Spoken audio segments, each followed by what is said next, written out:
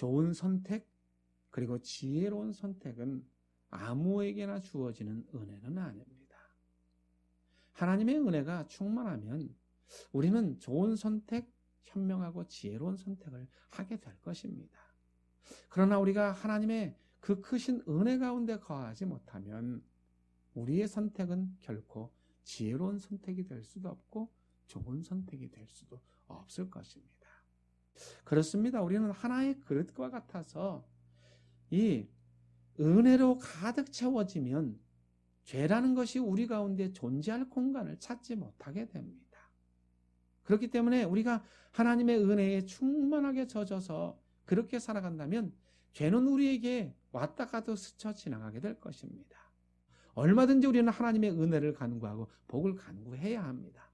그러나 하나님 앞에 기도할 때는 무엇보다도 그것이 하나님의 뜻인지 여부를 알 수 있는 기도여야 한다는 것이죠. 기도라고 하는 것은 다른 것이 아니에요. 하나님의 뜻을 깨닫기 위해서 하는 겁니다. 그런 목적을 가지고 있는 거예요. 그리고 그 뜻을 이루기 위해서 순종하는 데까지 나아가는 것이 바로 기도의 참된 의미라는 것이죠. 기도할 때는 그런 겁니다. 자신의 뜻을 우선하는 것이 아니라 내려놓고 하나님의 뜻이 무엇인가를, 하나님의 의도가 무엇인가를 알게 해달라고 기도하는 것이 중요한 거예요.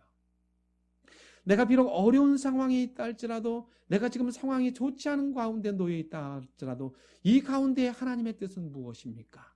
하나님이 이 상황 속에서 나에게 원하시는 것은 무엇입니까?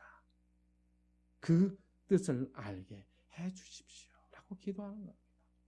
그러니까 기도하지 않는 사람은 하나님의 뜻을 알기가 힘들어요. 하나님의 뜻을 알고 싶지 않다라는 뜻입니다. 그죠? 기도하지 않는 사람은. 왜냐? 하나님의 뜻을 알면 그 뜻을 이루기 위해 순종해야 하니까 기도하지 않는 거예요. 하나님 앞에 기도하며 또 순종하는 자가 하나님의 위대한 역사를 경험하게 되는 것입니다. 우리는 하나님의 은혜와 능력을 힘입기 위해 기도해야 됩니다. 그 기도의 응답으로 하나님이 능력을 주시고 힘을 주셔요. 또 은혜를 주셔요. 그걸 가지고 우리는 승리하며 이겨내며 이 땅을 넉넉히 믿음으로 살게 되는 것이죠. 기도의 능력이란 그런 겁니다. 하나님의 뜻과 하나님의 의도에 내 자신이 맞춤으로써 하나님이 주시는 그 은혜와 능력을 힘입게 되는 것, 그것이 바로 기도의 능력이라는 것입니다.